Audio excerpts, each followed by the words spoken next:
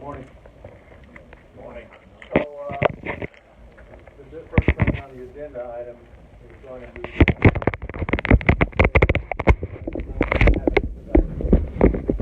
before we go there. Also, I want to take note that today the large stack of Facebook and YouTube pictures and articles about how many big fish are being caught in the Ohio River. Now this has nothing to do with what I was going to present. I was asked to just let you guys know it's here and ask it to go through.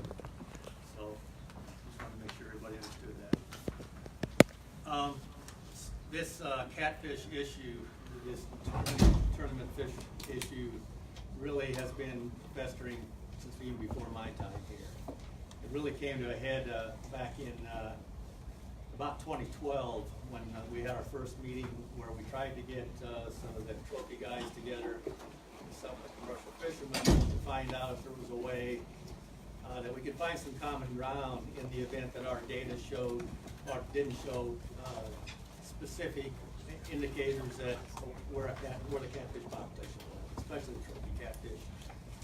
And so we had that meeting in 2012, and it really was a pretty good meeting, I thought. The anglers that were there and the commercial fishermen were there. They were shaking hands on the way out. I think they, at least the ones that attended the meeting, better understood each other's position. We came to sort of an understanding as to where we might have to go if, as a compromise, if the data, we didn't have the data to do otherwise, basically. And so from that meeting, we moved forward. When we got back to our offices after that, and our biologists looked closely at the data, and I looked with them, it was quite obvious back then that there really wasn't a good enough data set to make definitive decisions on that population. So what we did immediately in late 2012, we began sampling, increasing our sampling effort and the amount of data that we were getting. We increased staff numbers dedicated to the Ohio River for the catfish issue.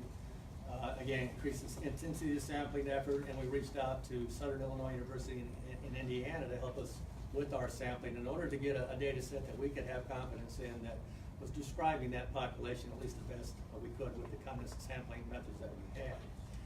In 2013, we held a fairly big public meeting to provide our results to the anglers and the commercial fishermen, and good groups of both of those attended that meeting. And although our data indicated the Ohio River catfish populations were generally in good condition, we did come out with some harvest restriction recommendations in order to address our lack of data on the trophy part of those populations. We did not have definitive data for the trophies, and so what we did is basically what the state of Ohio did several years ago, and we implemented, or at least proposed, a trophy regulation that was one trophy fish, which is blue over 35 inches, a flathead over 35 inches, and a channel cat over 28 inches, and put a daily harvest restriction of 1 on sport fishermen and on commercial fishermen. We did have a special permit area below the Cannleton Pool where we allowed those folks who were obviously dependent upon catfish to make a living. In other words, they had to harvest over 10,000 pounds a year in 2 to 3 years prior to that regulation to qualify for that permit. So we did allow 4 trophy fish in aggregate daily restriction on those folks. I think we had 8 sign up for that this year. So aside from that, those are fairly restrictive regulations on our trophy fish. We were hoping to have about 5 years to let those regulations take place so we could figure out what direction that population is going to go and see if we could figure out better methods of determining the trophy status of those fish. And obviously it didn't work out for 5 years. This issue was resurrected in 2017 by those who believe the following. The 2013 regulations did not go far enough to curtail commercial harvest of catfish in the Ohio River, number 1. Number 2, they did not address the Paylakes issue. Number 3, they did not agree with Fish and Wildlife's catfish populations assessments. Number 4, they did not believe that enforcement was being doled out or whatever in enough of effort put into that on the commercial side of it. And they also saw some legal loopholes that they thought needed fixing in our regulations that allow for or open the door for illegal activity. And so for those reasons, we decided to try and come back to the table. In the meantime, what's happened is the Ohio River catfish anglers, and kudos to you guys, you're very well organized. And they've been using effectively the media, the internet, Facebook, to a point up to where it is admirable, and then in some cases to a point to where it's been excessive. The vitriol created against all Paylakes, for instance, because of a group of folks in Ohio, is something that I wish that folks would take a close look at. And we hope to really approach with these new regulation proposals going forward. We don't believe that everybody is a bad actor like a couple people in Ohio are right now. You know, and the other thing is the angst or the vitriol between the Paylake owners in Ohio and the obvious trolling they're doing with the anglers, really riling them up even worse than they would be normally. That's not helpful either. And so unfortunately, the consequences of those kinds of insults really get things ramped up on the media. And basically, everybody gets demonized in the end. You know, this department's taken a lot of false accusations, not only on the department, but myself in terms of integrity. And that kind of mudslinging really doesn't do anybody any good. And what it really does is when somebody who knows those are false accusations, or there's false accusations out there, it creates an environment where it's hard to understand what is real, what is not anymore, what's true and what's not true. So that's really caused a lot of concern with me anyway. You know, this department, I see you guys are wearing this protect, preserve, and promote. That's exactly what our mission is. We are here to do exactly that. Our first mission is protection of the resource. The second is fishing, in my case. And so we are scientists. Every one of my program coordinators have advanced college degrees. They got master's degrees in resource management and fisheries resource management. The person that I have in charge of the Ohio River came from one of the best universities in the country, from one of the best professors in the country with the highest recommendations that I've ever heard him give. And so we've got the right people in the right place to do the sampling, to put together the plans, and to assess the data. And I trust him totally with this stuff. And I really believe me, I grilled him on this data to make sure that he is confident that what he is showing us is the truth. So I want to put aside any notions that there's any kind of a sideward reasons for us to do anything but resource management here. The other thing we try to do when we can't come to a conclusion with our statistics, what we will do is we will talk to both parties, or all parties in this case, and we will try to make a kind of a compromise that will always be conservative towards the resource, like we did in 2014 when we implemented these one-over regulations on the catfish. We did that without knowing which side was correct. Well, one side saying that they never seen more trophy catfish on the Ohio River than they did then, and the other side saying that it's going to crap. And we went on the side of conservatism, and we went with the one-over. So that should be evidence right there that this department is focused on conservative resource management. So that's kind of my opening statements. Now that we can move on from there, the next thing I want to do is go over some data with you before we move forward with the actual agenda. The data we've got here is, it starts out with what we are doing on your handout. This was given to me late last night, and basically it's a synopsis of a report that we've had out for a couple months now. So on the sampling side, we do some trout lining, hoop netting, electrofishing, tournament data collection, and commercial ride-alongs. I'd say of all those methods, electrofishing is the most effective. The drawback of electrofishing is that it cannot target effectively trophy catfish. And so we're getting a really good idea of what's out there below 34 inches, but we're still struggling a little bit with the trophy side of it. However, we did figure out a method, or at least Jay did and his crew, that really emulates what the commercial fishermen are doing for trophy catfish, and it's really bolstered our numbers this year. Obviously, we can't use those numbers and compare those to what happened in previous years. It wouldn't be fair. Otherwise, we'd be saying there's a heck of an increase in trophy fish based on our trot lines. We can't do that. But what we can do is standardize those methods moving forward and use those as we do all of our data and use them for trend analysis. So what our results have shown is that electrofishing is proven to be the best method. Like I said, the numbers of both blue and flathead catfish have increased, and sampling became more intensive in 2013 in both the upper and the trophy permit sections.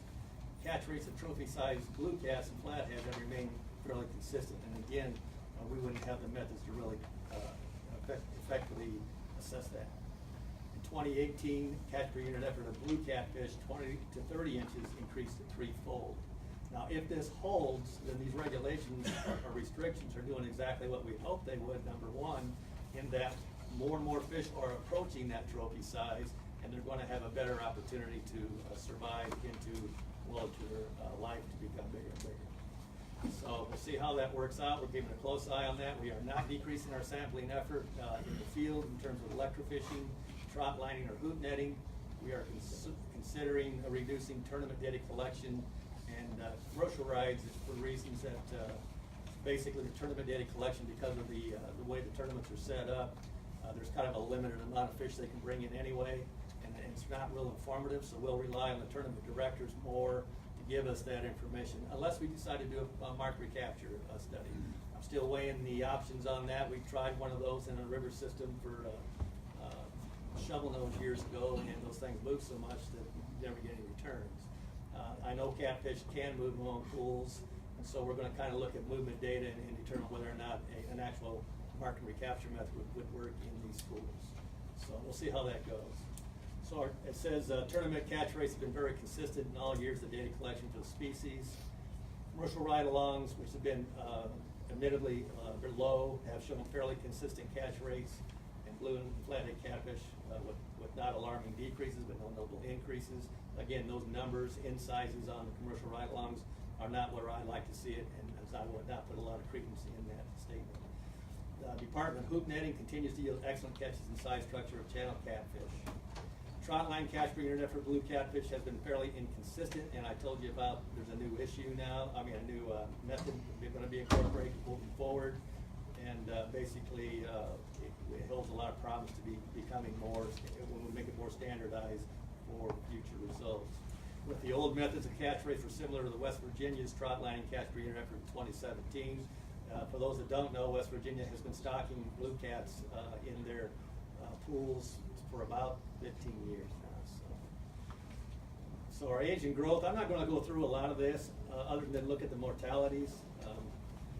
Basically, average age to reach trophy size is around 20 years, but it fluctuates 11 to 20 years. Catfish, like a lot of fish species, are notorious in terms of growth rates and individual growth rates.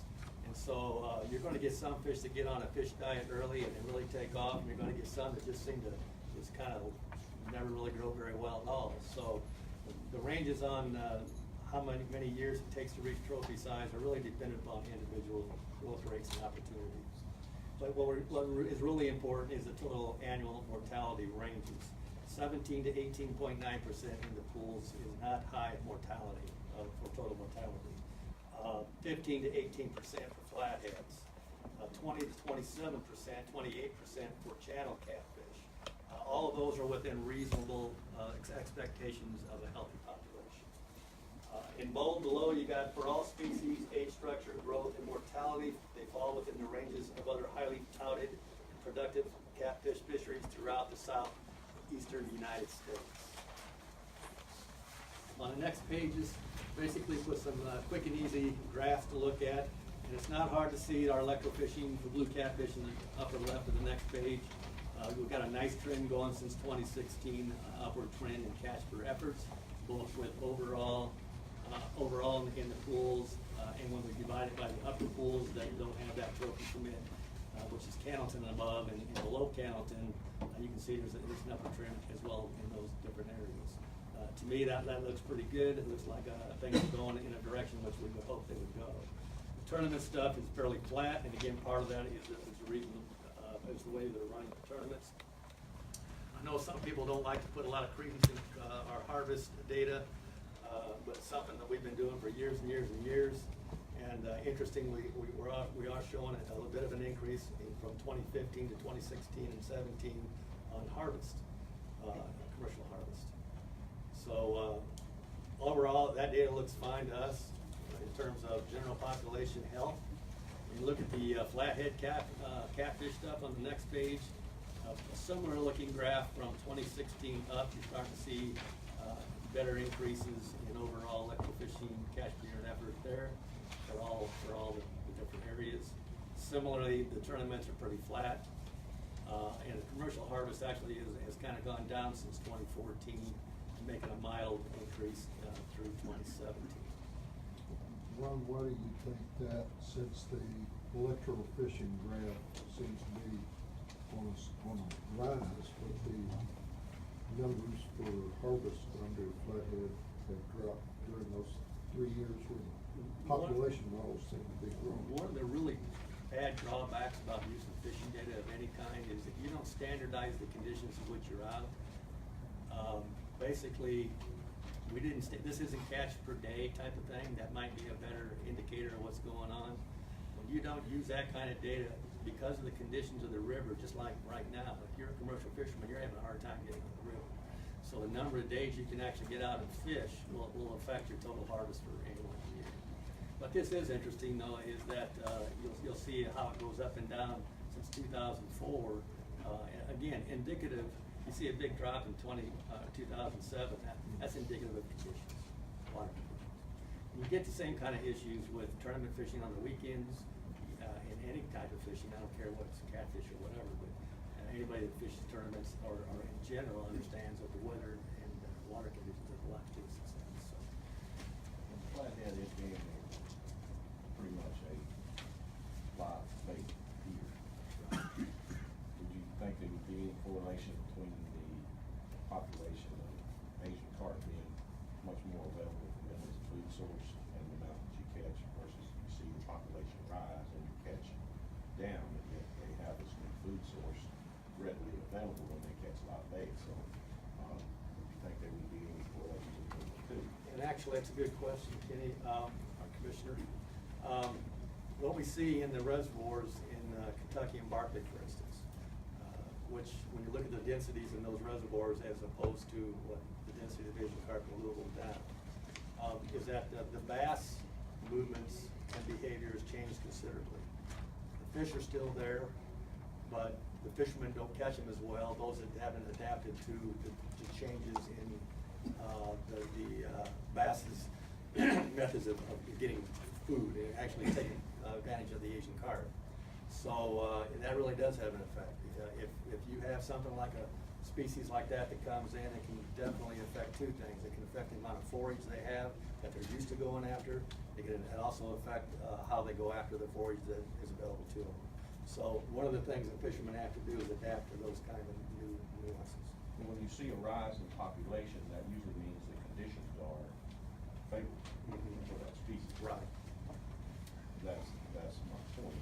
So we have to catch us down, but the conditions and the trend is upward. So there could possibly be a new factor there, and we all know what that is. That that's why those two lines don't Right. come together. There's all kinds of factors, especially in a river system as big as the Ohio. Okay. Well, the other thing with the river system like in the Ohio, I did a lot of work in the Mississippi River prior to coming to Kentucky. And it's amazing when you see how much debris is pushed downriver in high water events. I seen an embayment that was 22 feet deep. I had a receiver on a buoy. 2 weeks after a flood event on the Mississippi, it's sitting 200 yards on shore on a new sand bank. And I had to walk on the bank and get my receiver off that shore. It filled up about 25 feet in 2 weeks with sand. And so, not every place is that extreme, but it kind of underscores that when you have a big system like the Ohio and the Mississippi rivers, so much can change in a short period of time, and that also changes fish behavior. So on the last page, we have flathead catfish, electrofishing catch per unit effort by pool and year. We were really interested in this because, we hear different stories from different pools as to the abundance or success rates in fishing. And if you take a look at 2018 electrofishing, almost across the board, there's higher catch rates for flathead catfish from Greenup on down to Smithland. And when you look at the blue catfish, it's the same thing basically in 2018. Now, you might argue that the conditions were better for electrofishing in 2018 over these other years, which is why we tend to use trend data. But if this data holds up like we believe it will, because when we do sampling with electrofishing, we really do try to do standardized sampling to where conditions are very, very similar from year to year. So when we go out, we don't go out when conditions are gonna, we obviously know conditions are gonna affect the results of our electrofishing. So these are some of the reasons why we really believe this Ohio River catfish is going the right direction. Now, getting to the agenda item, Paylakes regulation proposals, I just want to say before we start, this is a culmination of many, many meetings this last year, or at least a half a dozen. I think we had two with the anglers alone, angler groups. We had a meeting with the Paylake groups. We had a meeting with the commercial fishing group. Then we created a work group, an Ohio River catfish work group that consisted of 2 members from each of those groups, several fish and wildlife biologists, a couple of commissioners, and a couple of legislators, of which Representative Johnson was one of them. And what the idea was, get everybody together, so the guys that need to hear what's going on, including some of your guys, we'll have an idea when we come to this table and start talking about how we can move forward to help things out and make sure that we're doing what we should be doing to manage these populations. And so we had 2 meetings. In some ways, they were very productive. And then there's other things that we really just came to a place where we just couldn't come together. And so what we probably will do today is we'll go ahead and I will go through each one of these items on the Paylake regulation proposals. Then we'll pause. I'll make a few comments as I go on down. But after that, we'll pause, and if you don't mind, we'll ask for anybody with any questions or comments, and then we'll go to the next section. Is that okay? Sure. So, discussion item, the first one is the Paylake regulation proposals. One of the issues with Paylakes is we have had 0 oversight on Paylakes over the years, and no state has oversight on Paylakes, as it turns out. One of the things I'm involved with is the Ohio River Fish Management team, and they're going to be very interested in seeing what comes out of these meetings in terms of oversight on Paylakes, because it's basically going to be the foundation for them to move forward in their own state. So whatever we do moving forward here in terms of oversight, they're going to take that and run with it in their own states as they can. So I just want to let everybody know that this really is going way beyond Kentucky. So the first thing is the definition of Paylakes. Paylakes are ponds where a daily fee is charged to fish. No non-Paylakes shall qualify for Paylake licenses except for those who have participated since at least 2007 through 2017, who shall be grandfathered until the first calendar year those licenses are not renewed. We always do that when we do a regulation that's more restrictive on businesses or people who have had the opportunity to take advantage of non-compliance in the past, whether it is a legal loophole or not. Because we always figured it was our fault that there was a legal loophole there that wasn't caught before. So, we grandfather them in until they're no longer interested, and we just drop them off the picture. So there are a couple places like I think one campground has a Paylake license, and I think at least one fishing place. So that's going to be the definition. Paylake owners or operators shall attend one Fish and Wildlife sponsored meeting annually where there will be roundtable discussion of fish holding and fish transportation policies. The importance of this, in my mind, it goes beyond just what it says there.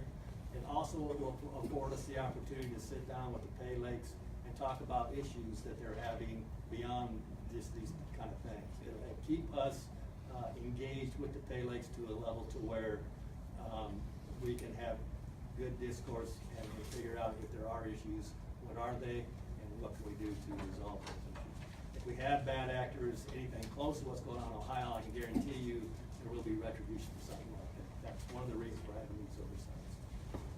I really believe that once we go through these regulations and we get the oversight on the Paylakes, we'll probably see fewer Paylakes, because those are the bad actors in Kentucky, which probably are one or two, or maybe more, I don't know. They're gonna be less willing to let us on their premises do our jobs, and they will get the license, so.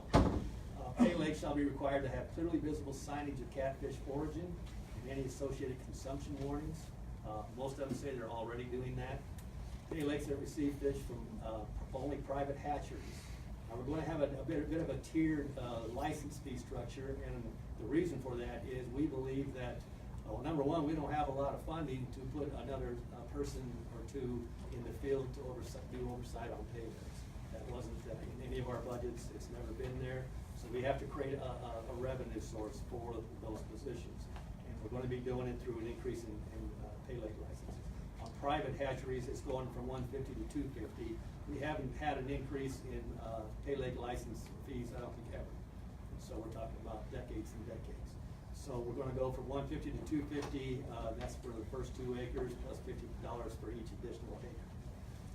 They must receive and save receipts for all fish batches stocked, including hatchery purchase from dates, quantities, and species. Paylake purchasing or harvesting all or portions of catfish from public reservoirs will be handled as follows.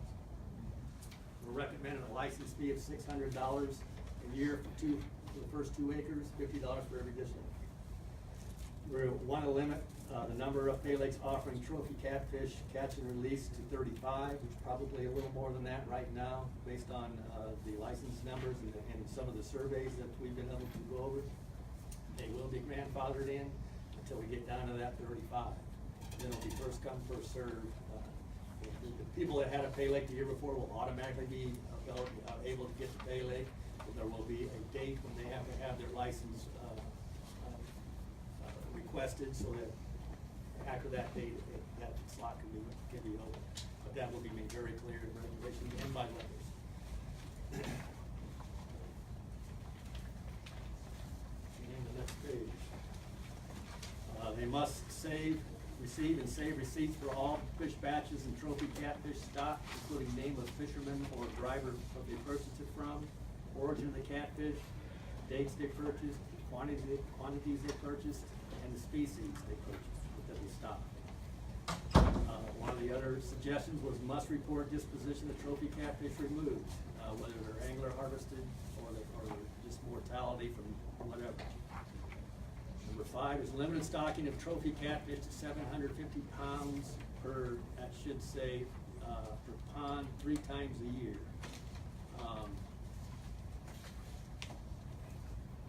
Number 6, paylakes with catch and release options shall have fish handling policies placed in a manner of which all patrons will be aware.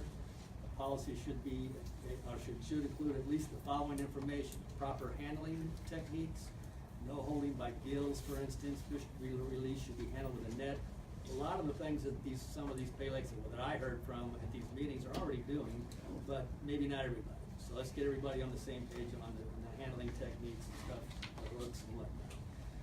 So that really is the paylake part of it. Well, again, we intend to hire 1 or 2 folks, excuse me, seasonals probably, to be what we call creel clerks in this case. They'll talk to the paylake owners, they'll get information from the owners, and they'll probably do a little bit of creel surveying as well while they're on the page with the patrons to get their take on the quality of the fish they're catching and stuff like that. So that's the first. Ron, under item 3, where it says must receive and save receipts, are we saying in perpetuity or for 3 years, or is there? That's a good point. I don't know what the statutes limitations are on that kind of thing. Probably would be good to save for 3 years. I can add that to it.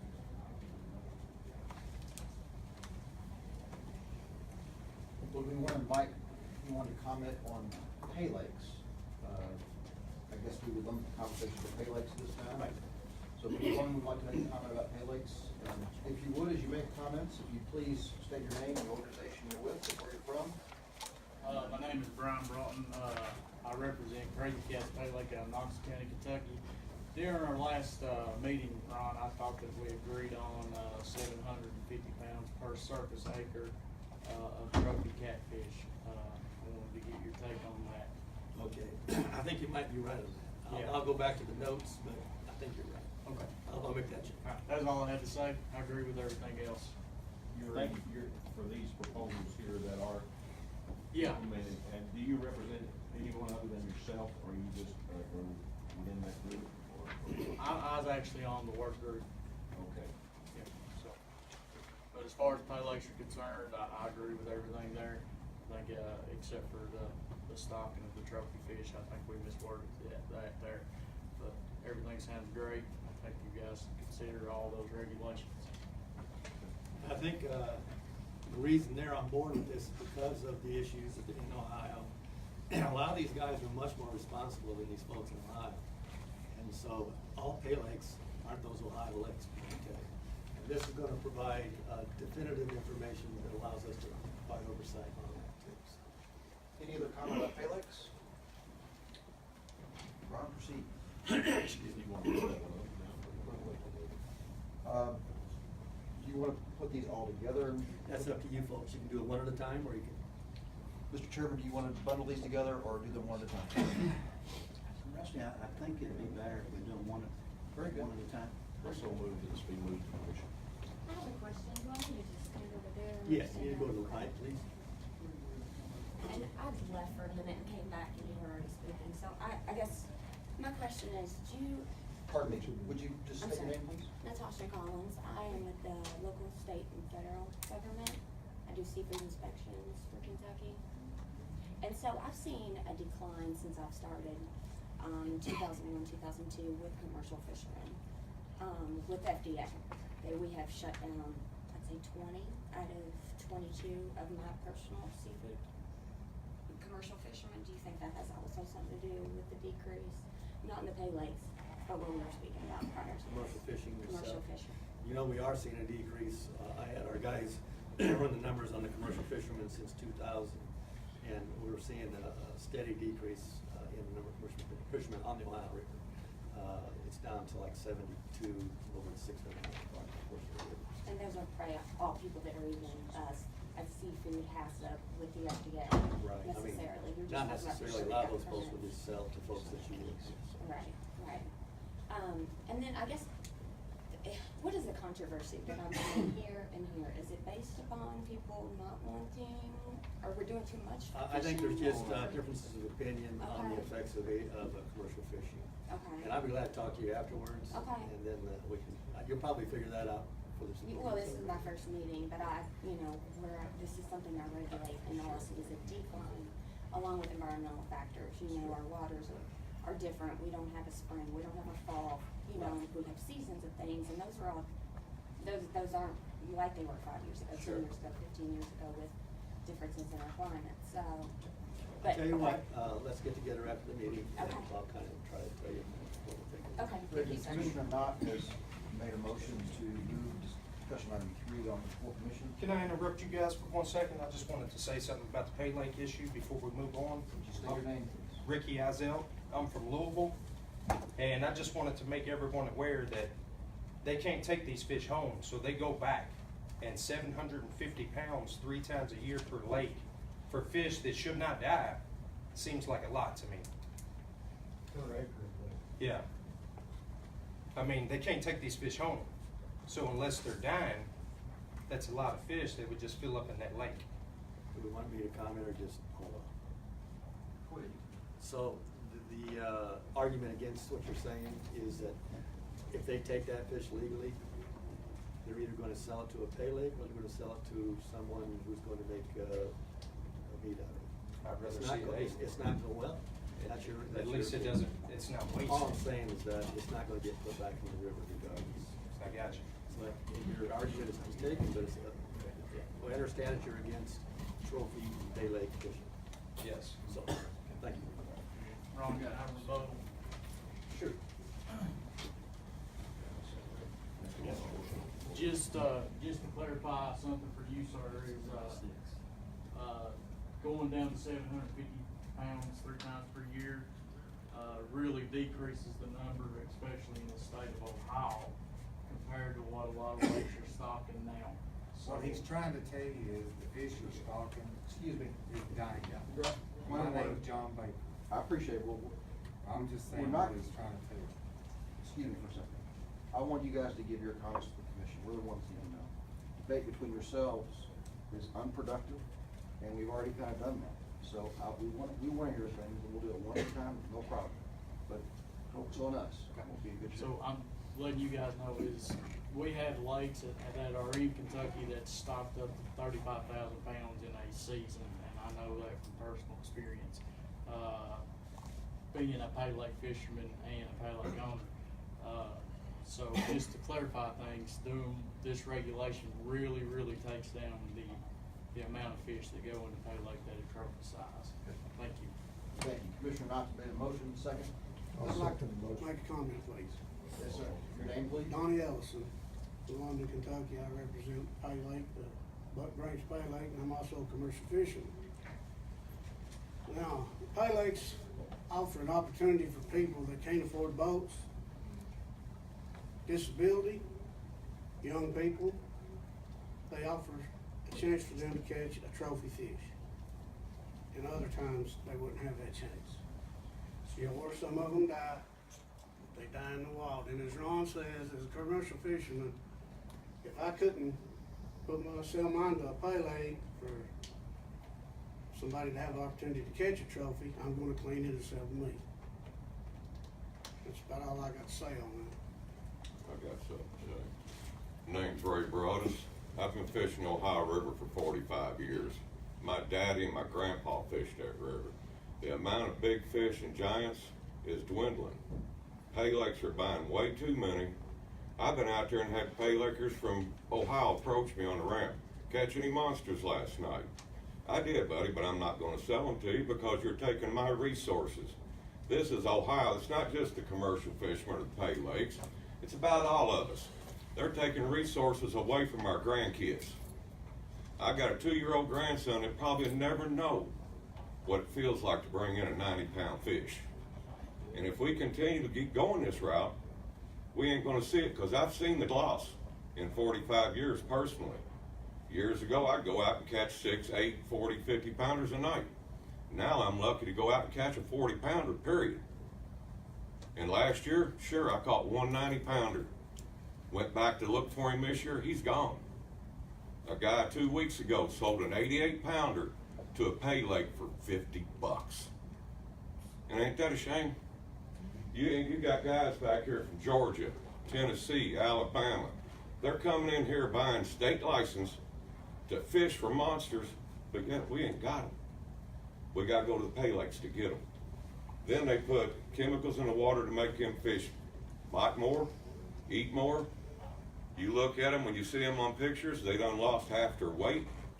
They're dying. You know, just common sense. We can't lose this resource, people. We just can't.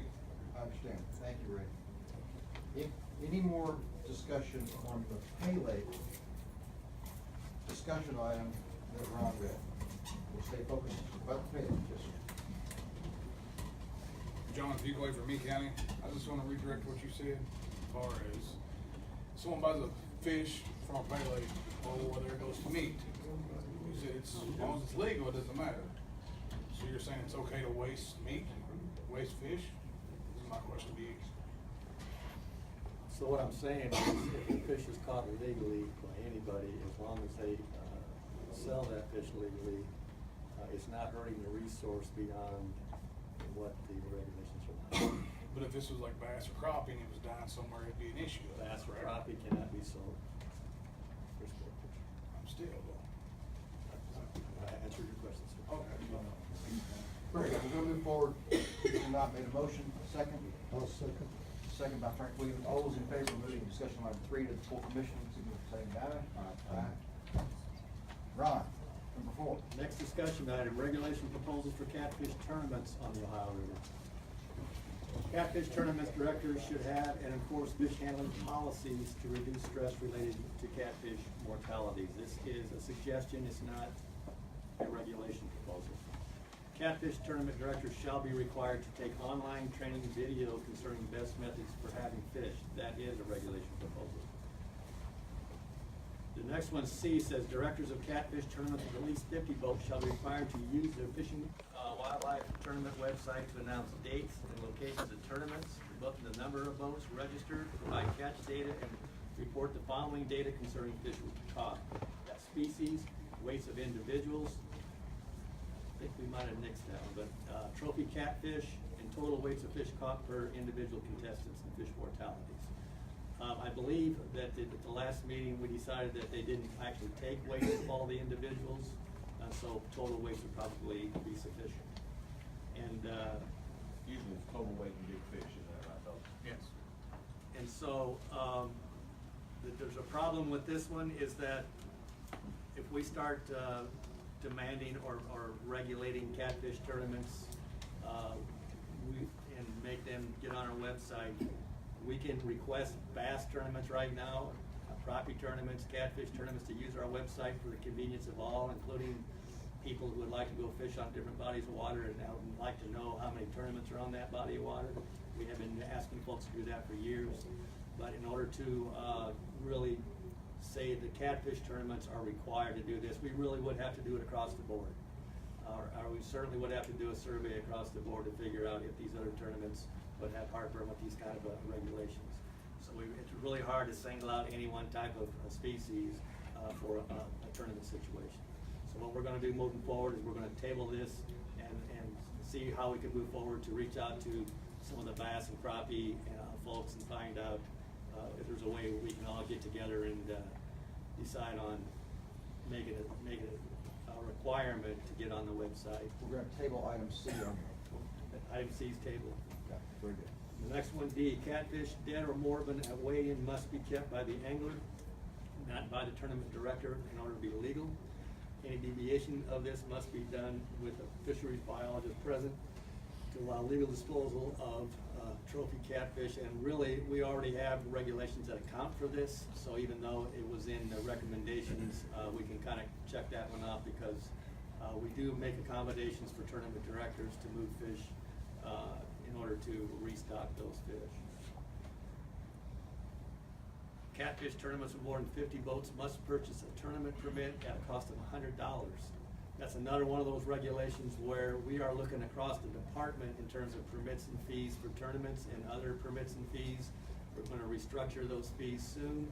All those fees are in the same regulations. So we would like to table that until the department gets to the point where we're ready to open that regulation up and have that discussion at another committee meeting. Any discussion about the proposed catfish tournament regulations discussed? One question I have is, can you tell us approximately how many tournaments would be larger than 50 boats? In the state of Kentucky? Yes, sir. 5. 5? Yes. It's kind of what I figured. Yes. Okay. And you have a lot, 20, 30 boats and things like that. Lot of Small those, fishing small groups, groups. things like that. Yes, sir. That's the same prevalence in bass fishing, there's just more. You have several large tournaments, but you also have multitudes of bass clubs and whatever from each locale that's visiting the lake with 20, 30. And the issue dealing going forward with trying to regulate tournaments and doing things, you do something to the big ones because they're big, but the little ones you can't because they go underground, or they just, a bunch of guys are fishing and this and that. So it's a very difficult thing to be able to accomplish anything along those lines. And if you're only gonna do it to 5 people, I mean, you know, but we do need their data and the things that they can provide to us to help with the resource. So, we tabled number C, but we also would really encourage the tournaments to work with us, Yeah. like we do all the tournaments. It's in their best interest. It is. Any additional comment? Are you asking for open comment? Comments on the catfish tournaments on the Ohio? Yes, sir.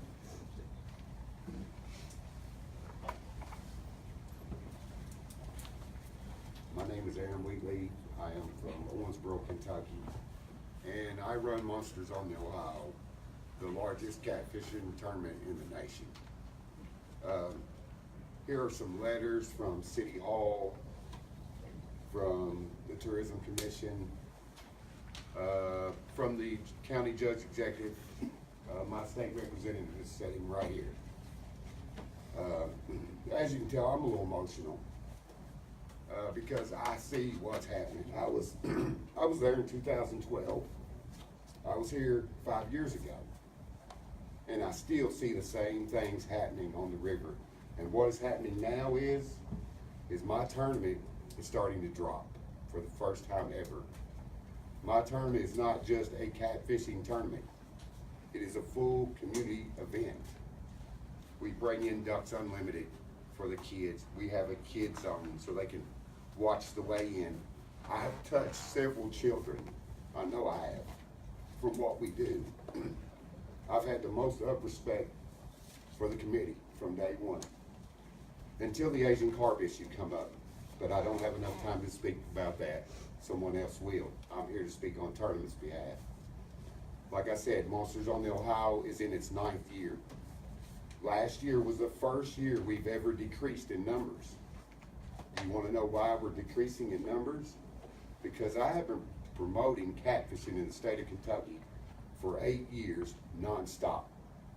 I bring boats in from California to Florida, okay?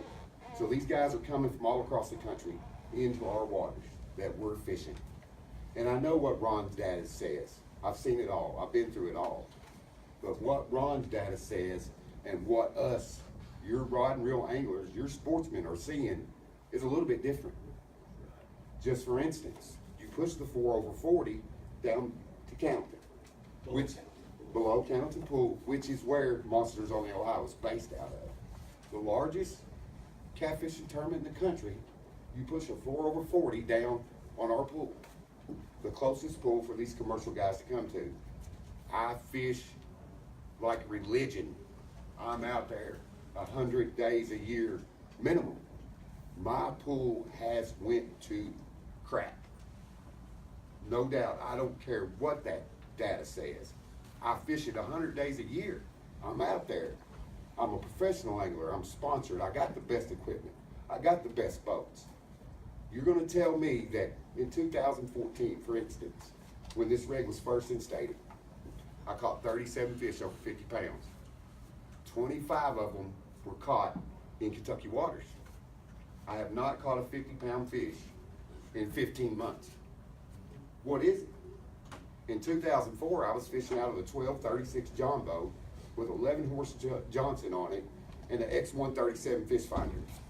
I'm now in a 20-foot Pro Cat with the best electronics, the best of everything, and I can't find these fish. It ain't just the big fish, it's all the fish. And that's exactly why my numbers are starting to drop. This has always been a conservation effort. It's not about tournaments. It's not about Paylakes. Do you have any comments specifically about the items that were wanted to move to full commission? The tournament, yes, my comments are right here in this folder that says my tournament has brought in $1.6 million in the last 4 years, and I've brought over 700 fishermen to this state, 700 teams to this state. 2/3 of them are non-residents that are buying licenses from you guys to help you do what you do. But they're not gonna come anymore. My numbers are way down. I'm 2 months from my tournament. I got 82 boats. At this time, I normally have 140. What's your payoff? What is my payout? That is determined by the number of boats. We pay out 100% plus. Are you compensated by your tourism commission locally? Am I compensated? I'm compensated by, they give us money Yes. for the meal that we feed the guys. Okay, a lot of tournaments that come to an area are in Bassfield, they get $10,000 from the tourism commission. No. To bring their. No, I have built this off my own sweat and tears. I get $1,000 from the tourism commission. Now, they do give me facilities, which are wonderful. Which is part of their stake in the. Exactly, and the city has done the same. Do I have a high dollar guy that's giving me $10,000? Absolutely not. I have a lot of local investors that have put money into my tournament because it is a community event. With your tournament, can you agree, or these items that we're discussing specifically right now, are they palatable for you? as far If as- you want to put a $100 fee on me, I don't care. That does not matter, but That's gonna be tabled right now. right, there's more to this than what you guys are seeing. I'm seeing my numbers drop. It's spreading across the country. It's not just in Kentucky anymore. Those guys that came from Florida, that came from Alabama, South Carolina, why would you load up and drive 8-10 hours. And trust me, my tournament has one of the best tournaments ran where it's at. We have a great venue. There's no reason we should not have kept growing. The thing that has kept us from growing is the fishing. It's not the town, it's not the director, it's not how we run things. We have always asked Fish and Wildlife to be there. We have nothing to hide. Jay has been there for 5 years, and that's because we asked them to come. We want you guys there. I have sent emails to the commissioners that were here before. I think Frank and Jimmy's the only one that are left that was here last time. I sent letters, come on down, see what this is about. This is a whole community event. This ain't just a catfish tournament, and it means a lot to a lot of people. One question I had for you. Yes, sir. I heard you reference the 4/40. Yes, sir. From what I've been able to ascertain, there's only 8 people that hold that permit. Yes, sir. So how in the world have these 8 people cleaned out the river? These 8 guys are really, They're dang good fishermen. these 8 guys are really good at what they do. They got the technology we have. I mean, they have the technology, and we sit here and complain about the Paylakes in Ohio. Well, Ohio has banned commercial fishing. So where are these commercial guys getting their licenses? Right here in Kentucky, we're selling licenses to Ohio commercial fishermen that are loading our fish up and taking them back to Ohio, and we sit here and complain about it, but we don't do nothing about it. All right, now, question, y'all are always in agreement with fishermen fishes that has a Kentucky license. Yes, sir. Okay, if we say, okay, you cannot transport fish across state lines. Yes. Okay, if that comes to be sometime. Yes, sir. What prevents him from buying an Indiana license and he now docks his boat in Indiana? Indiana has a 1 over. Indiana doesn't Indiana has a allow 1 over 35. We don't sir. allow it. No non-resident commercial. They don't sell a residential commercial license. Okay. Right, fellas, I understand we got lots of comments, but Yes, we're sir. trying to limit this to the To the items we tournament, discussed. I understand that. So you'll have an opportunity to speak again at the appropriate time. Right. If your tournament comments are complete, we'll move forward. As a tournament director in the state of Kentucky, the largest tournament in the country, I'm for better protection of these catfish, and I'm for the transportation of live fish across state line stopped, period. Do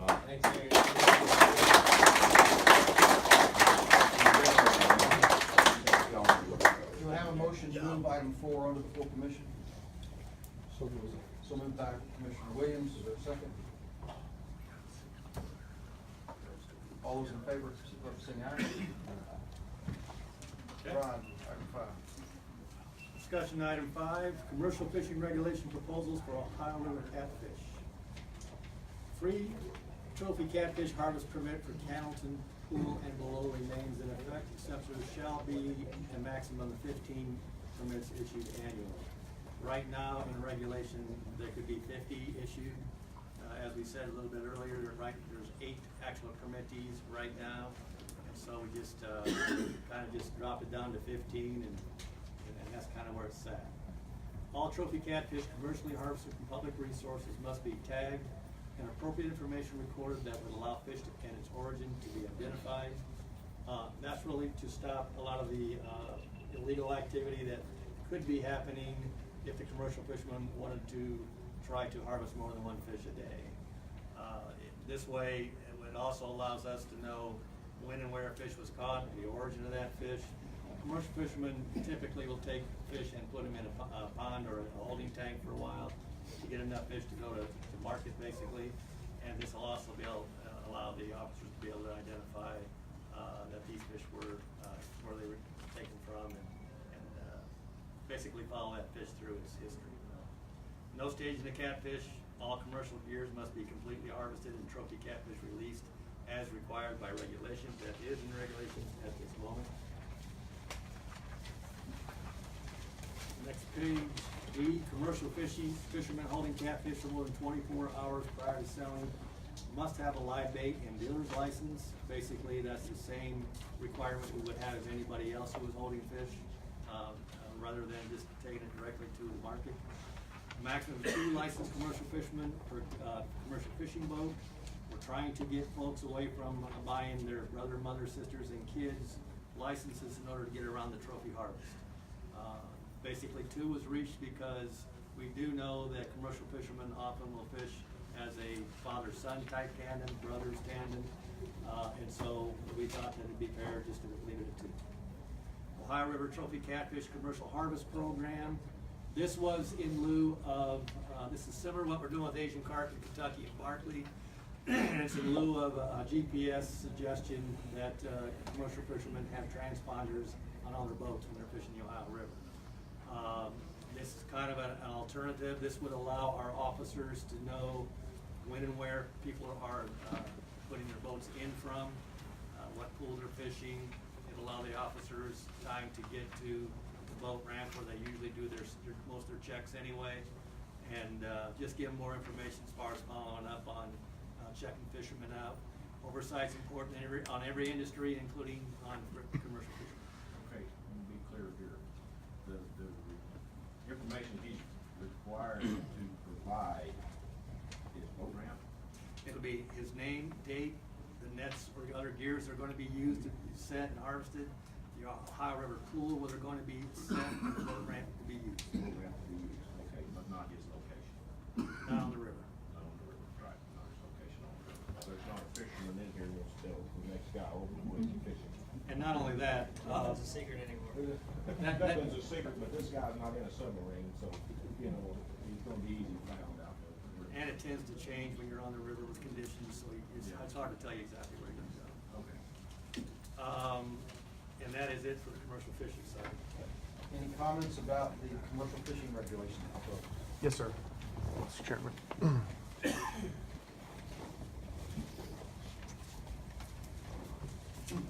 Mr. Chairman, my name is Chris DeBoe with the Concerned Anglers Group, and as you may recall, I did send a quick email. We have potentially five additional speakers. I've talked to everybody, keeping it 2 minutes and directly pertaining to the facts. So with your blessing, we'd like to proceed that way. There's potentially other folks, certainly from the other side, obviously, that will likely want to have comments. So as long as you're okay, I'd like to proceed that way, and then once I make some statements, I'll turn it over to my colleague. If those folks will prepare and get ready so we can be streamlined, that'd be great.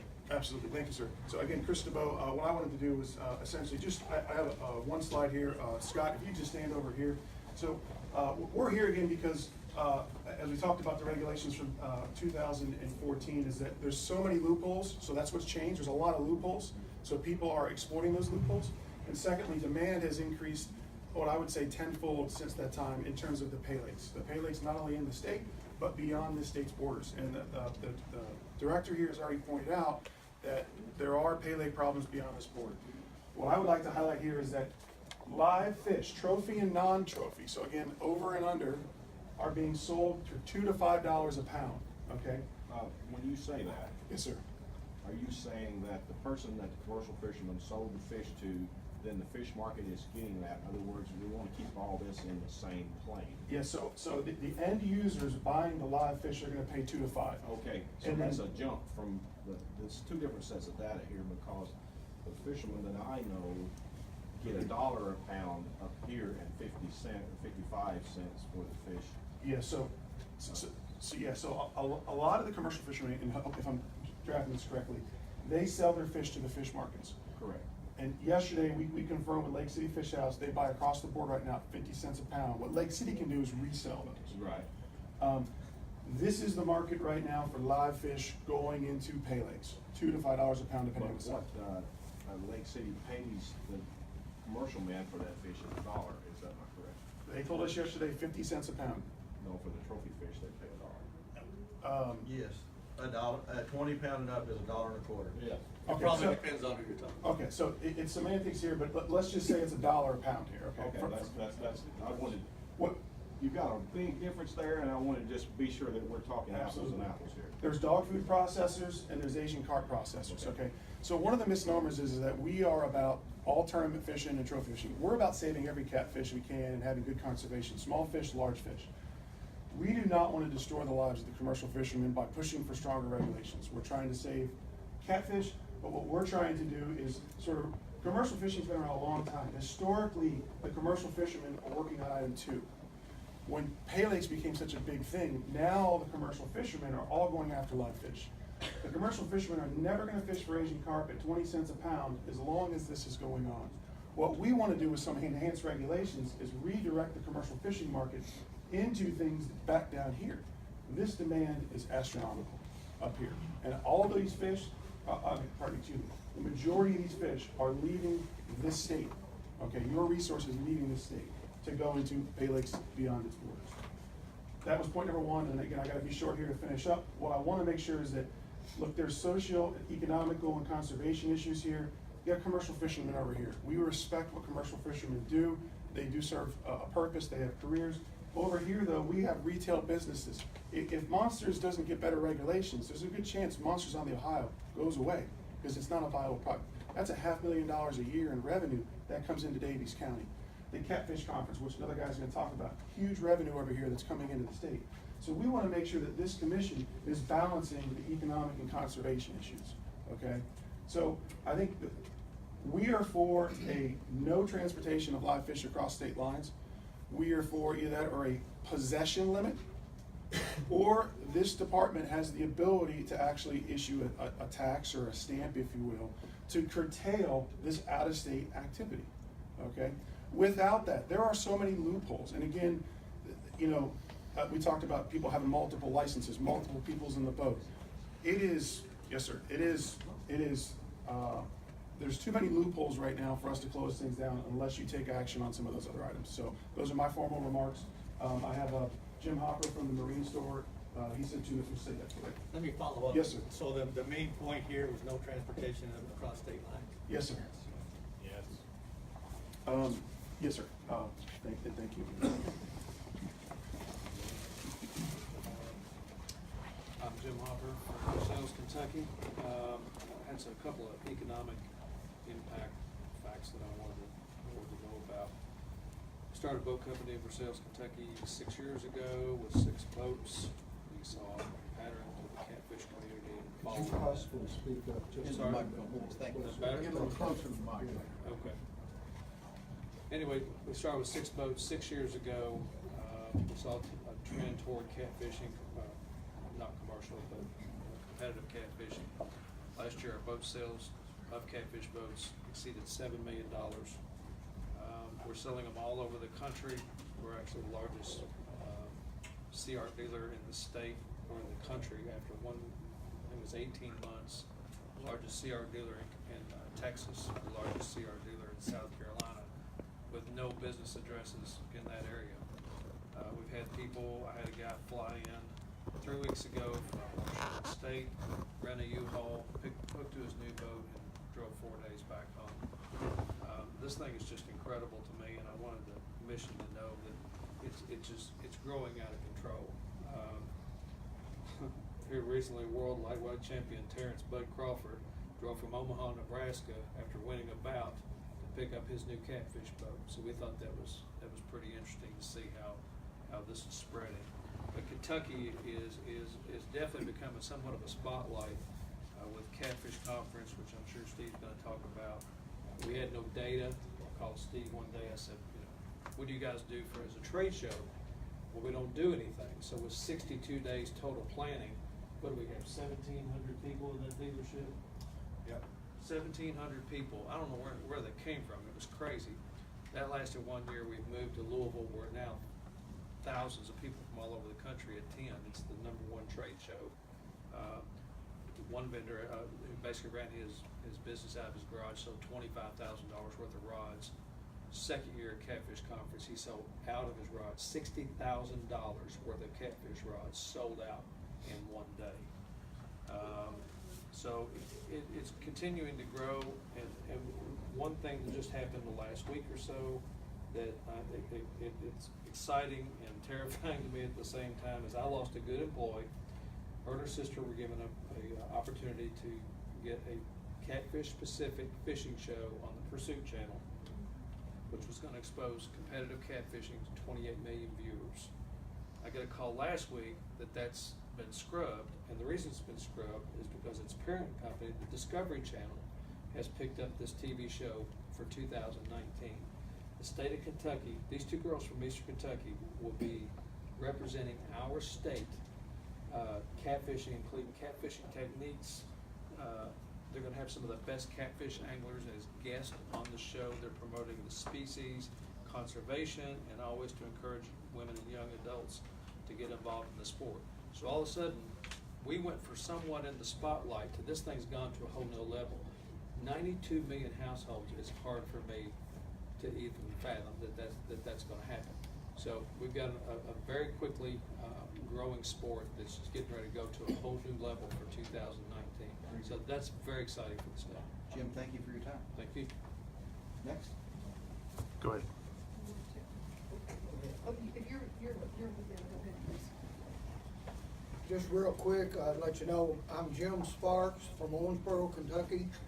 I know Aaron well, known him all my life. I'm proud to be the bait and tackle sponsor for the largest catfish tournament in the country. But, you know, economically wise, in the last 3 or 4 years, I mean, there's been a real decline in people coming into my shop and spending money on catfishing. I mean, after 2 years I was in business, I was thinking about getting out of it until I got with Aaron and stuff, you know, and then my sales went way up because of catfishing. Right? It was the catfishing that actually kept me in business. We just want, you know, you guys to know, your commissioners and stuff, we appreciate everything y'all do. I just wanted to put my 2 cents worth in on it. Think about the small business owner like myself. I've got guys that's came in and spent thousands of dollars in the last 3 or 4 years in my store buying equipment and stuff that have done quit catfishing because they can't catch catfish in the Ohio River anymore. They bring their equipment back to me and want to know if I want to buy it back. Because they say, man, you know, and that's all because of the monsters on the Ohio. There was a big hype to get that thing going. Congratulations to Aaron because he's really made a big impact on that. But I'm trying to make a living too. I have a family. My son, actually, that is his job. He works for me. And you know, we just got to make everybody understand that this catfishing is growing leaps and bounds. And if we don't keep it in this state, it's going to be a big loss for all of us. I mean, that's basically all I really got to say about it. I'm here to support all these guys. They support me. A lot of them support me. I love them. They're great guys. And, you know, they love the sport. They got a lot of passion for it. A lot of passion. Thanks, Jim. Thank you. Steve Douglas, Hey guys, I'm Steve Douglas. I'm here, a resident of Kentucky. Promoted the sport of catfishing for about the last 12 years. And I'm going to have to read some of this stuff because I got statistics here. Let's see. I've made a pretty good living through catfishing the last couple of years, or last 12 years, with building a business, Monster Rod Holders, which does very well. I'm also the co-founder and owner of the Catfish Conference, which is the single largest catfishing specific consumer show in the country, held in Louisville, Kentucky. This event's in its 4th year, and the interest in the catfishing and the growth of the event has forced us to move from the Crown Plaza over to the Expo Center, which is 70,000 square feet. Our first year, as Jim said, we had 1,700 people. Don't know where they come from. I just said, hey, we got a Catfish Conference, come join us. And they showed up. Our second year, we had 2,316 anglers from 18 different states, and this is documented through ticket sales. Our third year, 3,228 anglers from 26 different states, and that's also documented through ticket sales. Our fourth year, we estimate about 4,200 people to come through our doors. Now, a lot of the out-of-town support we're getting is spending a lot of money in Kentucky. Our stats show the anglers spending an average of $800 to $1,200 in our show.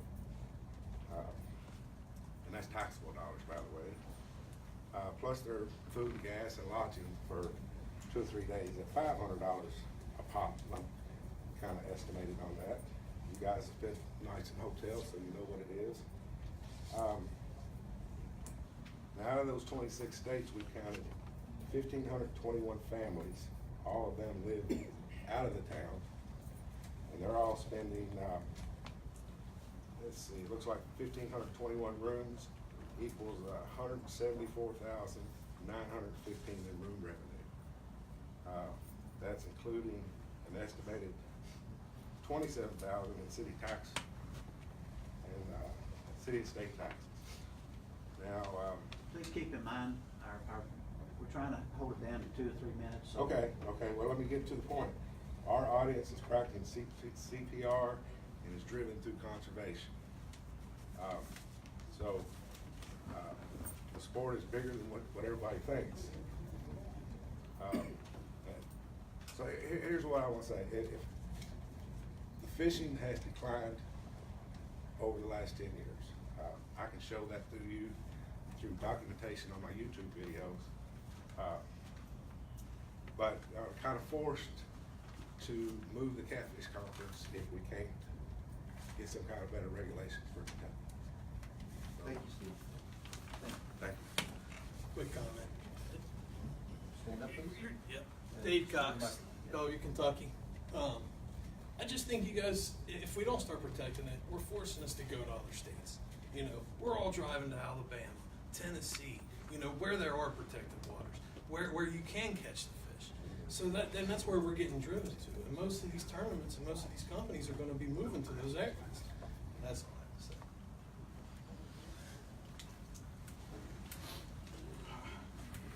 Hello, my name is Ben Gable. I'm a licensed captain and run River City Catfish and Guide Service in Mount Vernon, Indiana.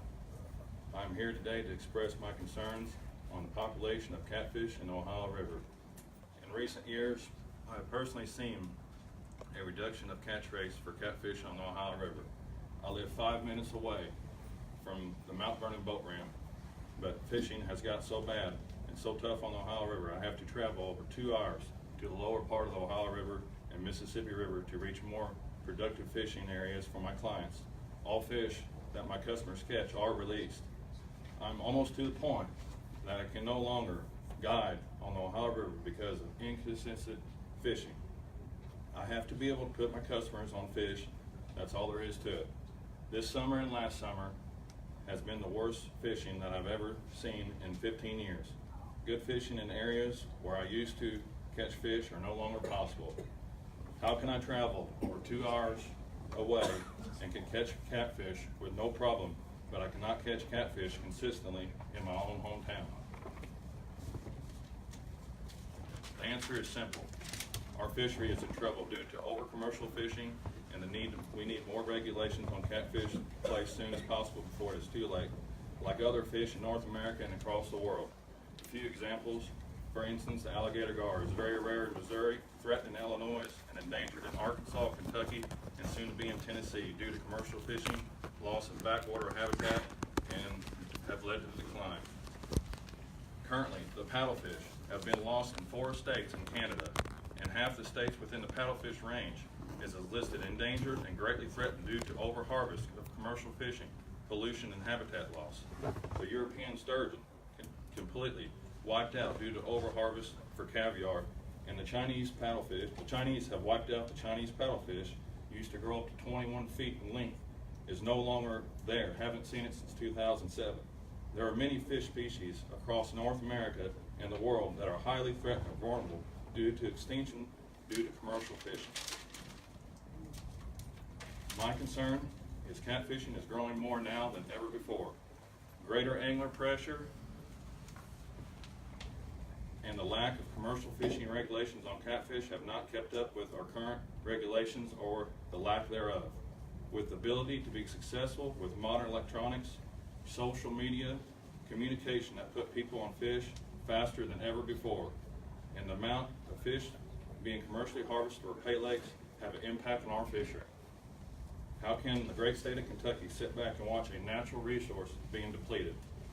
My proposal, no transportation of live fish across state lines, would end the Paylake issue. Make severe fines if caught breaking the law. Number 2, 1 fish over 35 inches per person per day, recreational or commercially fished. Severe fines need to be placed for this if this law is broken. Okay. I end this speech with a quote from our 26th president, Theodore Roosevelt. Here's your country. Cherish the natural wonders, cherish the natural resources, cherish the history and the romance as a sacred heritage for your children and your children's children. Do not let selfish men or its greedy interests skin your country of its beauty, its riches, or its romance. It's time to do something about catfish conservation before it's too late. Thank you. So what pool are you fishing, driving 2 hours to fish from? Mississippi River. In the Mississippi. Mississippi. I can catch 10 to 20 fish. I've been doing it all summer. I can catch 10 to 20 fish a day in the Mississippi River. Is that below Olmsted then? That's in Cape Girardeau, in the Cape Girardeau area. Yeah.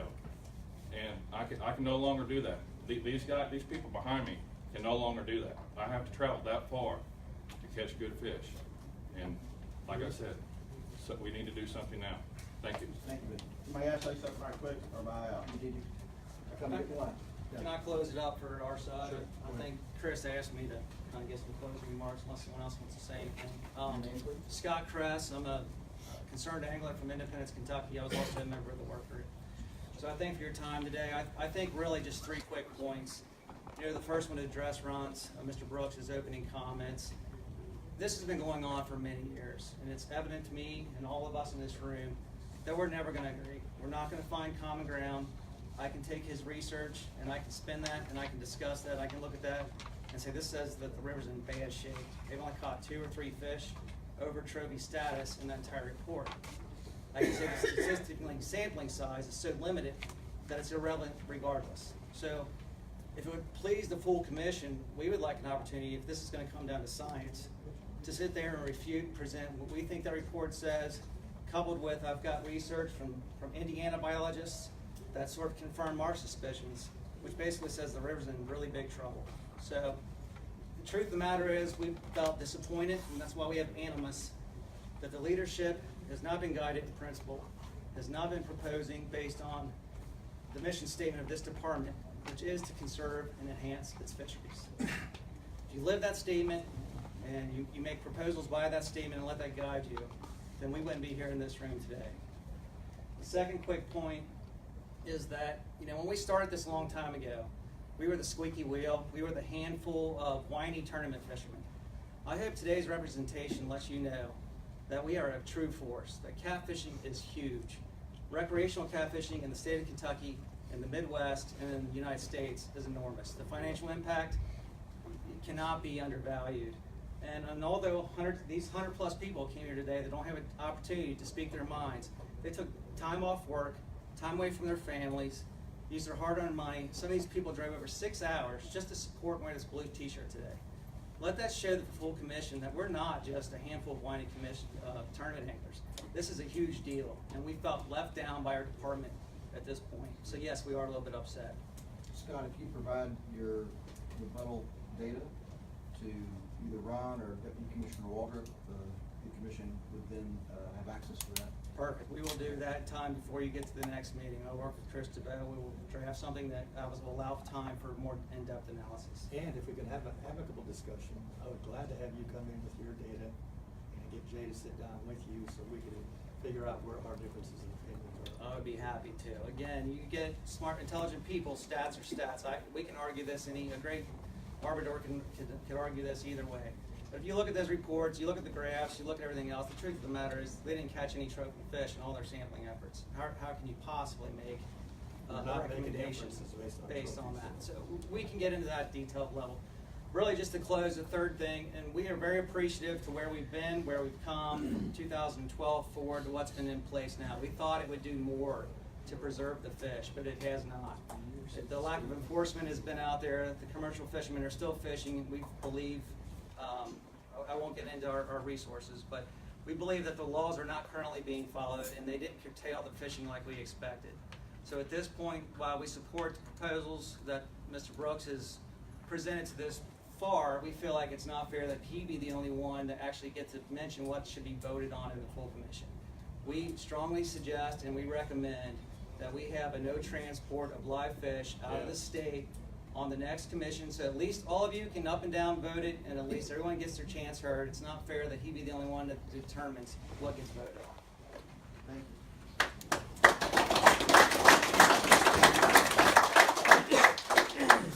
My name is Michael Dye, not meaning to cause fusion. I'm here wearing a shirt today trying to unite something together so that we can get to an agreement and a resolution to stop all of this. The first thing that I want to say is I want to rebuke what Aaron said. I had a meeting with Craig Johnson, Karen Waldrop back earlier in the year, and while I was sitting there, Aaron put a picture of a 53-pound blue tap. Yes or no, Karen? Sorry, we're discussing something else. I apologize. I was having a meeting with you and Gregory Johnson, Yes. and on Facebook, my wife handed to me, Aaron was fishing, and he's a 53-pound blue cat. Am I right or wrong? Yes, that. Caught in Alabama. No, that's a lie. You said Ohio. All right, let's give you So, our discussion will stay. okay, that's cool. But I want to prove a point. To this regulation. Here's where we are. Our side, and I'm speaking for the commercial fishermen, David Fields is on an airplane right now, headed to Russia, so he gave me the right to speak. He said he's sorry that he couldn't be here, but I'm speaking for the commercial fishermen. We set up a group, we sat down, and we bowed down. Now, our group is against overstocking Paylakes. You can ask any one of them. We believe the excessiveness of it, of certain Paylakes, shouldn't ought to happen. That's what the proposal of 750 pounds per surface acre, it's a start. This right here is a start. It's not going to be resolved in a couple of days or a couple of months. What we would like to see is Paylakes begin to be regulated, our paper trail regulated and follow to the Paylakes. Then we can't be forging documents. They would get the actual data that exists. Correct me if I'm wrong. Craig Jensen gets the catfish data from you, right, Ron? When they change the laws, Craig Jensen, I've got an email that says that they get most of their data from there. So the data is pretty well the same. And here's where it really boils down to. In 1932, you guys was given the right by the LRC to make the rules and regulations administrations.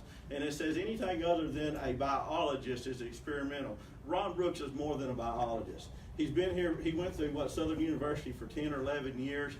He's been here, he's done greater things for Kentucky than any other biologist out of Illinois, Tennessee, or anywhere else. This is a start. We come to an agreement. This is what the workforce is about. We want to see stronger regulations, but in the same matter, we don't want to see, where he said no catfish over the state line. Be honest with you, I'm angry with Paylakes. A lot of them cheat me. That's the truth. I don't get paid thousands and thousands of dollars. I quit hauling to them. So if you say I can't haul a fish over the state line, that means that I can't go to Memphis Net and Twine and spend $60,000 a year in buying equipment. It's the same thing. Money's always going to leave the state. It's always going to come in. Do we need to put a trail on the paperwork here if taxes need to be paid? Well, of course they do. You deserve your taxes. If we get paid, I'll file on everything I do. I file taxes, 98% of it. And I think that everyone else should. So we have a start here. And instead of going out of hand and going out of reach and trying to stop something, Chris Devo made probably one of the most awesome presentations that I've ever seen. I respect him even though we have our differences. But we've got to come together instead of fighting and coming together and let Kentucky do his work. If Ron Brooks says that there's a problem, then the commercial fisherman is going to say, you know what, we're good with that. Go ahead and you fix that problem. If the data is there, then fix it. If it's not, let time fly. Fish don't grow 10 pounds in a year. Give us our time, give us 2-3 years. We come back, we have a meeting, Ron says, hey, there's a problem. We sit down at the table and say, hey, here we are. Now, we got to start all over and redo this again. And that's where we are from this side. Thank you, Mike. Appreciate your time. I'd like to make a comment real quick. Oh, go ahead, you go first. I can go after it. My name is Daniel Parsons. I'm from Birmingham, Alabama. I'm COO of Fish Life. We are a tournament organization who runs Winter Blues on Wheeler, the National Catfishing Championship, as well as a few other ones. We also do bass tournaments within Alabama. I'm up here to support a lot of people that have supported us in Alabama. But also listening to everybody, I wanted to kind of bring Aaron's stuff and show y'all what it's like in Alabama. 4 years ago, I started Winter Blues on Wheeler. We're at 190 boats last year in 4 years, with a $622,000 economic impact for Lauderdale County, Alabama. That's through their tourism department. That's numbers through them. So from the Alabama aspect, thank y'all. because a lot of that is people taking their time off of work and saying, well, I've got a week.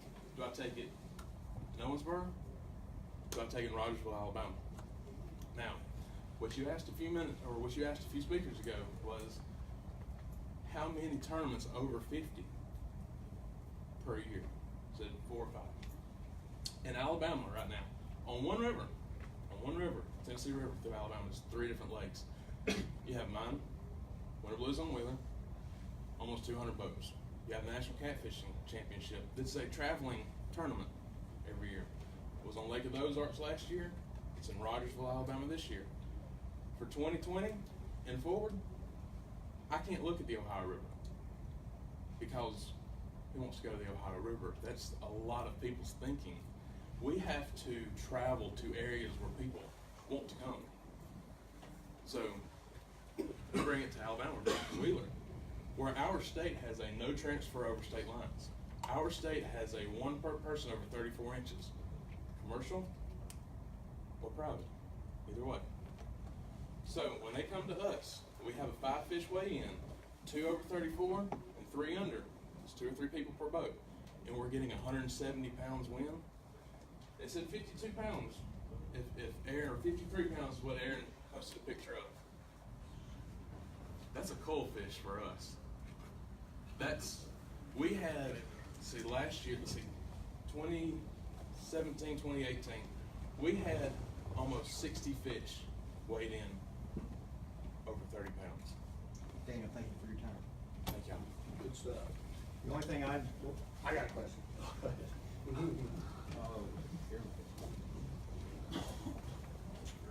My name's Justin Browning, and I got a question for Ron. What makes your proposal enforceable? Because it ain't been enforceable for 5 years. The regulations on the books now are not enforceable because of loopholes. What regulations aren't enforceable? 1 over 35, I've talked to your COs all up and down the river.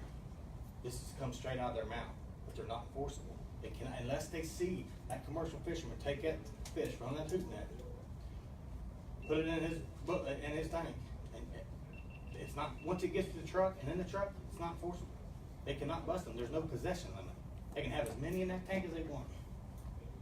So why are we not putting, it's great to put regulations in, but it ain't no good if they ain't enforceable. All we're asking for, I'm happy with, I'd love to see a 1 over 35 enforced with a possession limit. Like Tennessee. Tennessee's got commercial fishermen. They got a possession limit. That's the only state I know of that has one. So you're asking for possession? I'm asking for possession limit. It's the other half of the regulation. Why would you put something in that's not enforceable? If they can't be caught, this is coming straight from your COs. I mean, it's a simple question. Another thing is, I've seen both sides. I grew up at a Paylake that my family owned. It's an all-cash business. If I want to load a fish, I can make 2 phone calls, and there's no paper trail. I can call, I can load a fish in 20 minutes. I've rode with commercial fishermen, hauled fish. I've done it all. My family got out of the Paylake business when the big fish come along. They stopped all farm raising. They couldn't compete with James Reed. I mean, you keep saying that Ohio has an issue. Ohio does have an issue. And Kentucky has issues. Tim's Paylake in Kentucky, it's no different than James Reed of Paradise in Ohio. But the thing is, you hold the key to stop Ohio's problem. You allow the commercial fishermen an out-of-state license. You can stop that. This committee can stop that. Thank you, Justin. You're welcome. I have a question for the general audience at large. Concerning catfishing tournaments, I heard him say 170 pounds. So what does it take for you guys to be happy with what you catch in your tournament on the Ohio River? What's your number? There is no number. Commissioner. Those of us who've been doing it long enough have seen a decline. I was looking back, we just had 2 tournaments out of Tell City recently. Last one took 50 pounds to win. I went back and looked, there used to be a trail called Duracats that used to hold tournaments out of there. Now granted, it was a 6 fish limit back in those days, but 10 years ago I took over 200 pounds and 86 was the big fish to win that tournament. And if you follow, and you've been doing this long enough, these are the same fishermen that are the best on that pool. If you follow this historically and talk to enough people, they'll say it's just terrible. Well, I did that last fall. I went through Cabela's King Cast, and I went through all that stuff, and I looked for trends, because I fish tournaments and I understand how they work and how they do. And I look for this downward trend, because I can do that on Kentucky Barkley Lake with bass tournaments, and I can watch this line run just like this. I cannot find that with your tournament organizations, and I wish you would provide me with that information that backs up what you say, because I can't find it statistically by looking at what's available online, because I see this right here, and that's due to river conditions or times of the year or whatever else. I'm happy to do things. That's my job here with regards to the resource. That's my first charge that I've been given, is protect the resource. But I also can't protect emotions, and I'm not Solomon, and I don't have the ability to kill all the fish and give you half and give them half. Okay, to decide who truly loves me. Okay, so I need true information, and if what you say is true, it's out there somewhere and you can show me. And if what I find, I can't correlate with what you say, and so that's what this commission needs. It will act on true information. That's what it needs. Understandably so, but I think I asked the commission to keep in mind a couple of things. One is as tournament directors and fishermen as a whole have done a terrible job of keeping records. I mean, if you look at Cabela's, they probably only have the last 4 years, and that trail's been around for decades. So it's difficult to find that real-time information. But what I asked the commission, when you look at these records, and everyone wants to get all worked up about what the first place winning weight is I say that's irrelevant. As a scientist, I want to know what boats 3 through 15 did, right? Because even in bad fishing rivers, someone can go out there and hit a jackpot and find just a smorgasbord of fish in one spot. But what's really startling is in a 170 boat tournament is when you see that the top 5, that only 3 boats out of 170 can even bring more than 100 pounds to the scale. Everyone wants to jump up and down and say we had the biggest fish and the biggest basket ever weighed in for first place. But what's really a shame and what's really impactful is to say what happened to the rest of the field and the money. But where is that data? That's what we're asking. Well, I think we've only got 3 or 4 years, and we can provide that. But as you're going through your research, I ask you to look at it under those lenses. Don't look at the first place weight. Look what it took to make the money. I understand, and we all know fishing tournaments that if 100 boats goes out and you're fishing against those guys, you're only concerned about 20 of those boats. Right. 5's going to have percent of them's going to have a lucky day, and the other 15% know how to catch them, and the other 80% are in the way. Well, there's a lot of truth in that. And that's the truth of tournament fishing. Yeah. Okay, so I understand the middle of the field gives you more of a statistic of how the fishing is. Correct. You know, and so I need that information if I'm going to move on your cause. I need you to show me. Your department should have that. You should have They that. come to Fair our request. range. Well, we can put some effort into consolidations. You know where these See what we websites can are, find. you know who they are. I don't need doctored information. I need true information, because if the fish are not in the river, you're not catching them. If they're in there, you are. So that's Every fish that goes to our scales is documented by you. Your name and who you are. Well, he's talking about the city of Rising Suns, a big tournament in St. Louis. We can go back to those records. We're gonna have to wrap some things up, so. We'll wrap it up with this. My name's Steve Hannon. I'm from Rising Sun, Indiana. I'm part of the largest 2-day tournament in the country, which is located in the Markland Pool. This is our 13th year having this tournament. Some people say we got it started. We got the big tournament started. Just like Aaron said, our numbers have went down badly. Tournament's 3 weeks away. 3 weeks. I think I've got 72 boats signed up for it. It's a 150 boat tournament. And this is 2 days. And I know I've given the information to Chris DeBow that shows, I believe, that last 7 or 8 years. Not just a downward slope, a drop, a cliff, straight down. I handle every single fish that touches them scales. 8 years ago, I was exhausted after day 2. Couldn't walk on Monday. And I'm a big guy. And I had a really physical job. I could do that all day long. Now, I'm ready to go fish again because I'm not handling it. I believe I had 6 fish last year in 2 days, over 40 pounds. 6. Nothing over 50 pounds.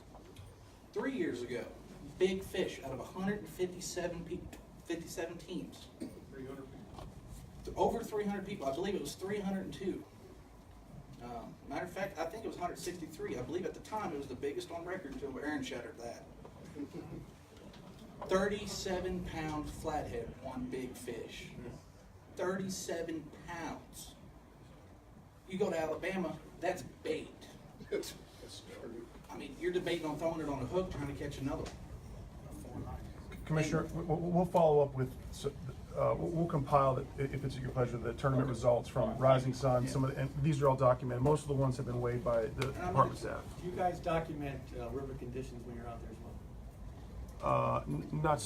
Not in a scientific manner, no. No, that's really difficult to do. In the sense that, because it is the once a year trend, it's 1 weekend a year. So yeah, the river conditions do change. Cannot refute that one bit. We can look those up after the fact. But still, 150 boats for the last 13 years, and it goes down. Thank you, Steve. Thank you. Any final comments? May I have a rebuttal, please? Go ahead. This lady's been waiting patiently. Thank you. My name is Joyce Kinder, and I represent a group of Kentucky commercial fishermen. I've heard a lot of comment here about maritime today. This is my livelihood. We are highly regulated. This board has done a good job. They solicit our input from time to time, and we're able to be involved from time to time. I'd like more involvement. The commercial fishermen are some of the hardest working people in Kentucky, and we're some of the most forgotten. We face the most undue scrutiny of any industry across the United States. We work in some of the harshest elements that any workforce faces. We weren't even notified of this meeting today formally. And this agenda affects hundreds of families, working families' lives here in Kentucky. Not just a time to go out and play.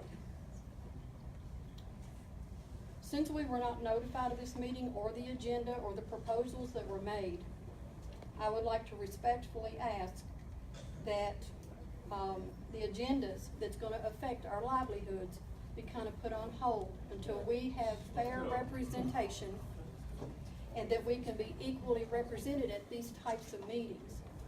And I'd like to know how we go about getting foreknowledge. We can tell these people are properly prepared to be here, and they're only here for their vacation and their maritime. This is our livelihood. We need notification so that we can properly be represented and be able to comment and put input on what's going to affect what we do as our careers and our families.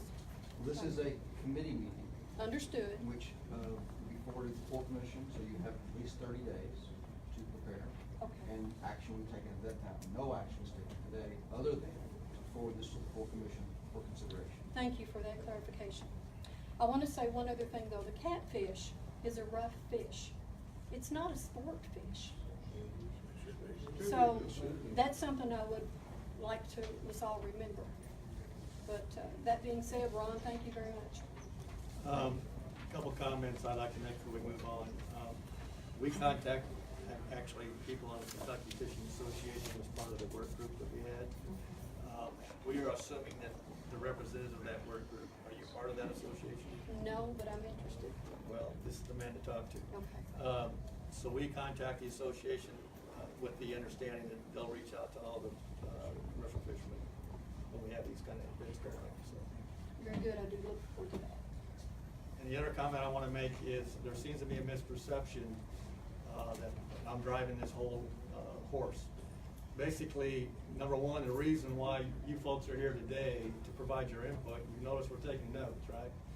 Well, these were comments that pretty much came out of our work group that I'm presenting today, and we're going to move forward with regulatory recommendations to the commission based on what I bring today, what's passed on today, and the comments coming from the audience. No one person in this department drives any regulatory processes. It is a team effort. I think I talked about that earlier, this notion that I'm the one that's doing this or that for the fishing or not for the fishing is really a misnomer.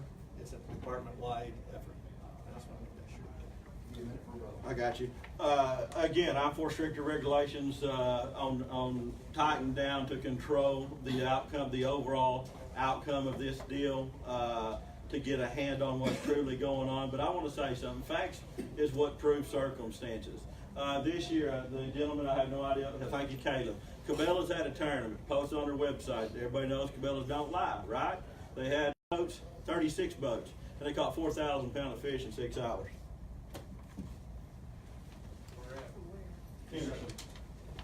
The hardest commercial fish pool on the river. We didn't have a tournament. Gentlemen, let's get on some trades.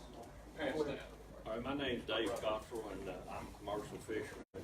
And I just want to say that everybody in this group has been talking online about how they're not catching near the fish they caught 10 years ago. Well, 10 years ago, there were more commercial fishermen with no restrictions. You could keep all the fish you wanted. Now, 10 years later, we got 1 over 35.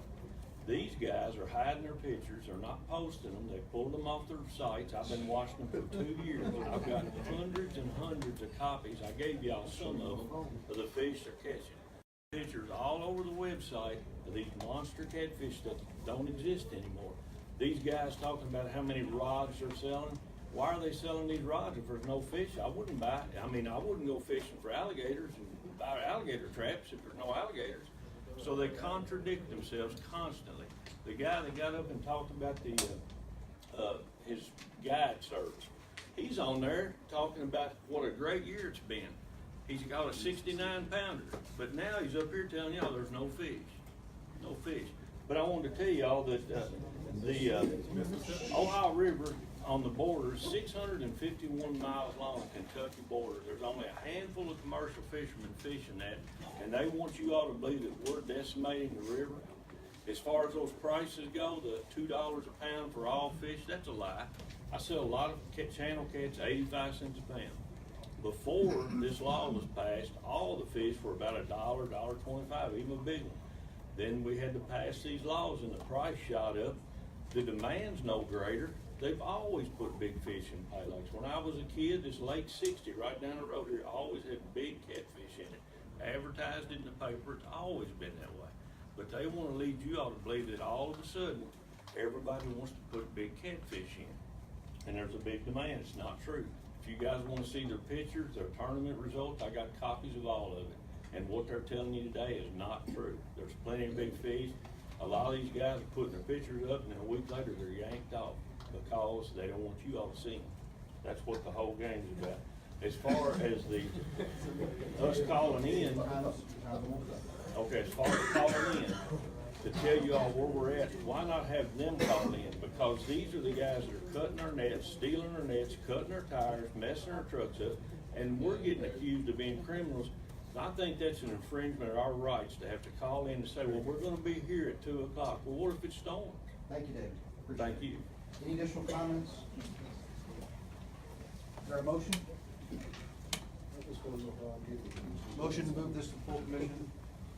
The last item is the addendum I handed out. It's sport fishing proposals that also came from the Catfish work group.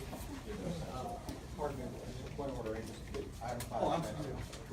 We have a motion to move item 5 to the full commission.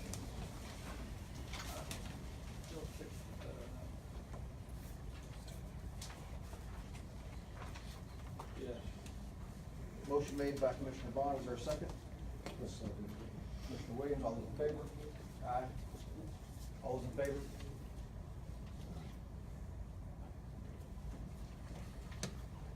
Proposal passes to full commission.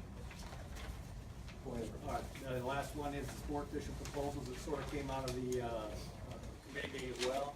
I believe possession limit of 2 trophy catfish on the Ohio River and its tributaries. That was also asked to be put on the sport fishermen as well. Noodling and hand fishing regulations will follow statewide or body specific sport fish regulations for trophy catfish. No gifting of trophy catfish or of catfish to businesses. Current Ohio River catfish regulations will be applied to the tributaries of the Ohio River up to the first dams that are present. I'd like to amend that. I'd like that to say current Ohio River catfish regulations for sport fishing will be applied statewide. So what are we saying now? So instead of just going up the tributaries, it makes it very hard for law enforcement to do their job. And we have a creel, our survey we did in 2013, where when I went back and looked at it, it was clear that most of the folks in that creel were in favor of a statewide restriction. And so I think we can go ahead, based on that creel, to go ahead and make it a statewide, the one over Trophy Camp. All lakes. Or all lakes, all lakes and rivers. And that was what the survey showed that the people were in favor of. What are we at? Oh, any lake with special regulations would be exempt from that. So whatever, like in Taylorsville, another trophy, blue cat lakes we have, special regulations will be in place. So we're not possible to do special. Well, they're all in. And Ron, we'll pass these all together rather than vote on them individually. Right. Go ahead. So I'm done. Got them all? Yep. Is there a motion to forward these 4 proposals on to the full commission? So moved. So moved by Commissioner Williams, a second. Commissioner White, all those in favor? Aye.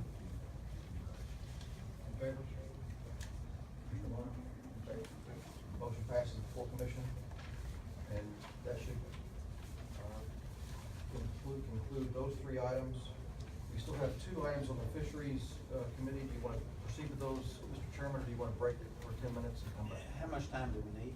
I think it should go pretty quickly. Okay, let's do that and then we'll recess. Item 1.